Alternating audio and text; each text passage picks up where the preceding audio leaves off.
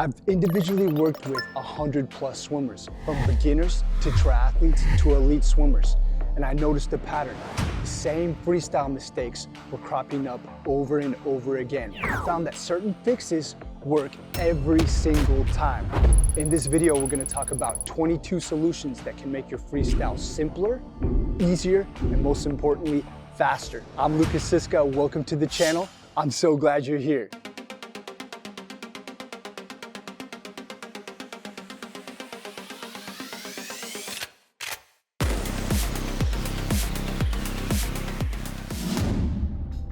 Fix your technique in steps. So many times I had swimmers coming to me trying to fix 20 different things at one time. There's no way you can master your technique if you do this. You've got to break it down into one step at a time. Fix one thing before you move on to the next. And that's what we're going to do in this video. I'm going to first show you the solutions you should fix first. And if you have those mastered, go to the next one. Number 2, your body is a plane. You need to first realize that freestyle is not your arms doing one thing and your legs doing another. No, your body is in one plane. And when I got swimmers to understand this concept, they improved so much faster. Your shoulders and hips work together and you work on a pivot going from one side to the other. That's why it's called front crawl, because you're crawling from one side to the other. Your body is a plane. Number 3, put your head into the sweet spot. Your head is so important when it comes to your stroke. Your whole body follows what the head does. If your head is going side to side, your body's gonna go side to side. Keep that head still. If your head is looking too far up, your rest of your body will sink down. If your head is looking way too far down, your body alignment will just be thrown completely off. Keep your head looking at a 45-degree angle down at the bottom of the pool and keep it still while you swim, and you'll find that your whole stroke will flow a lot smoother. Number 4, the next step is getting maximum buoyancy. There's no sense in building off of a stroke that doesn't have a good foundation with its body position. Your body position is crucial in being able to execute everything else in the stroke. And what's good body position? It's a position that is extremely extended to the max from your fingertips all the way down to your toes. Your torso is sucked in and you're operating within that position. The more extended you are, the more buoyant you will become, and everything just becomes effortless from there. We can build on an extended body position. Number 5, make your rotation powerful. Now that we've established good body position with it being extended, let's make sure that we're rotating in such a way that we're producing power into our stroke. What's a powerful rotation? Well, let's do it right here on land. Stick your arm in front of you and with your hips locked in and your toes pointing forward, rotate to the max. This right here is correct body rotation. If you overdo it like this, you're gonna be snaking through the pool, and if you underdo it like this, you're gonna be having a lot of drag because you're swimming full frontal. Rotate just enough to produce awesome power. Number 6, loose on top, strong underneath. So many people worry about little finicky things about how they're supposed to have their arm on the recovery on top of the water. Yes, it's important, but what's more important is what you do underneath the water. Keep your arm nice and loose on top, and then when it hits that water, pull strong. Firm everything up so that you can cause propulsion to push you forward. Number 7, get perfect finger position. Many swimmers don't have the correct understanding of how they should hold their hands when they're pulling through in the water. You definitely don't want to have your hands like this or tightly closed like this, but rather have your fingers slightly spread apart, making your hand a little bit bigger. Firm them up as you pull through, and you will have a much bigger hand paddle that will cause more propulsion when you swim forward. Let's have our hands loose but firm. Number 8, increase your feel for the water. Now that we have a correct understanding of how we should hold our fingers, we can now increase our feel so that we can improve our pull. The more water we can pull, obviously the faster we go. So everybody always tells me, sculling, it's boring, but sculling is a drill that can so increase your feel for the water. Simply by brushing your hands from one side to the other as you gently kick across the pool can help you feel how the water pressure is on your hands. And inadvertently, you could stand in one place in the water and just brush your hands from one side to the other. Focus on putting more pressure on the water with each sweep. Increasing your feel for the water is crucial in learning how to be faster. Number 9, Catch from the elbow, not from the hand. Now that might be a controversial statement right there, but to better understand how you can pool more water, think of it as being over a barrel and your elbow is locked in right at the edge of that barrel. And that's where you just pull that water through. And guess what we just did? We created a high elbow under the water. And that's what everybody's always talking about, right? Have a high elbow pulling through. Imagine that you're over that barrel, keep that elbow strong, rotate your shoulder inwards. Look what I did right there, inwards, cause the high elbow and pull through with that water. That's how we catch it. Number 10, slower movements can be faster. You know, when I was a kid, my father, who I love and respect dearly, he told me when he watched me swim, move those arms faster. What are you doing? You're being way too slow and relaxed. Well, him not coming from a swimming background didn't know that in swimming, unlike other sports where you can just pick up the cadence and you'll go faster, is not necessarily the case in swimming.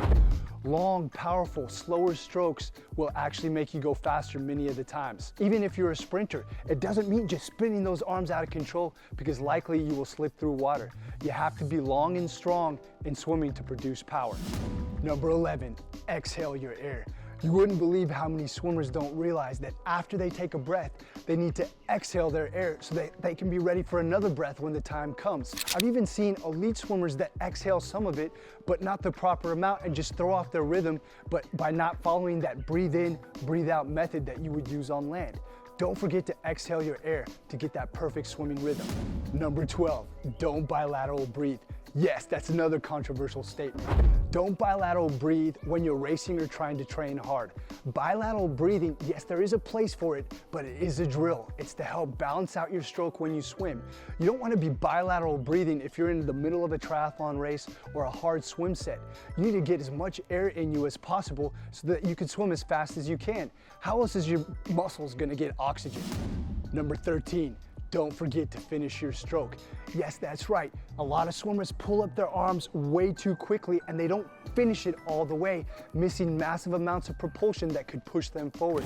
A trick that I get my swimmers to do so that they finish at the proper time is to wear a hand paddle with the middle finger attached only. No wrist straps allowed. When the wrist strap is attached, it can kind of let you cheat a little bit and pull that arm out too soon without the paddle falling off. But if you only have the finger attached, you try to pull out too soon, that paddle will fall right off. Finish your stroke so that you can maximize it. Number 14, make your kick a weapon. So many people that I've taught, they struggle with the kick. And a lot of it is simply because their ankles are super stiff and they're kicking at a 90-degree angle, pulling themselves backwards. If they just focus on flexibility in their ankles and cause them to be floppy, they can kick so much better. Remember, don't kick from the knees, kick from the hips, and then you can cause propulsion to push you forward. Number 15, knowing the correct technique is not enough. So many people know how to swim freestyle correctly, but they can't actually execute it because their flexibility is hindering them. If you have tight shoulders, there's no way you can put your arm in the right position so that you can rotate and grab the most amount of water. If your shoulders are tight, your arm's gonna stop right here. Plus, when you go for a breath, you're gonna have all kinds of drag. If you just do some simple stretches every single night, consistently, you can loosen up those shoulders, and all of a sudden, you can execute that proper technique that you know how to do. And guys, if you want to know your true swim potential in this moment, I want you to take my quiz and we'll give you a score to let you know. Look in the comments below, click the link and find out. Number 16, effortless swimming requires loose power. We touched on how you need to be loose on top, strong underneath. But overall in your swimming mindset, you need to think about being loose but powerful. Because in swimming, it's like if you're trying to struggle in quicksand, you'll sink deeper. It's the same thing in the water. If you're way too tense and tight in the actions that you do in the water, you'll start sinking and be out of breath much quicker. You have to be loose but powerful. Tension is your enemy. Number 17, film yourself. So many people, when they come to me to work on a one-on-one basis, they get huge benefits simply by being able to see what they're doing in the water.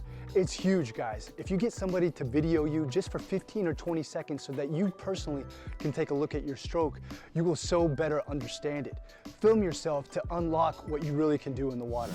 Number 18, technique is not everything. We've just been talking about technique this whole video up until this point.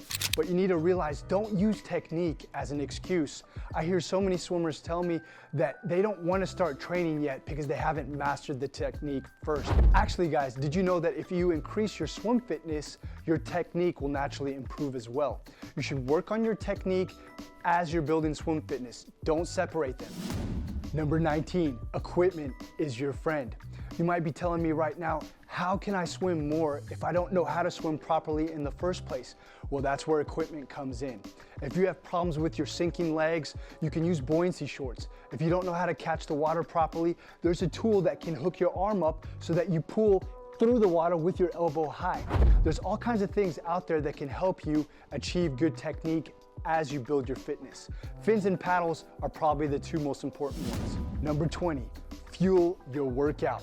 So many times you might think that you're getting tired because of your fitness, but it might just be that you don't have enough carbohydrates in your system. Simply by taking a gel pack that has around 20 to 25 grams of carbs before you swim, or if your swim is longer than an hour during your swim, will help you feeling that much better. Now, if you're a triathlete, that's even more important because you have another workout probably waiting for you later in the day. Fuel your workout, it can make a huge difference to your swimming. 21. Stay consistent. Now this is probably more important than anything you do, because even if you do things not completely right, if you do them consistently, you will adapt and improve. Even if you have a bad training plan, do it consistently for a long period of time, you will get faster. Even if you don't have correct technique, but you're swimming constantly all the time consistently, your technique will improve. Stay consistent. It's the biggest thing that can change your swimming. Number 22. Learn from somebody who's already done it. I've been swimming for over 28 years and I've made so many mistakes along my swim journey. I've actually made a video to make your journey a lot faster. If you want to see that one, check it out right here. And until the next video, I'm Lukas Siska. Take care.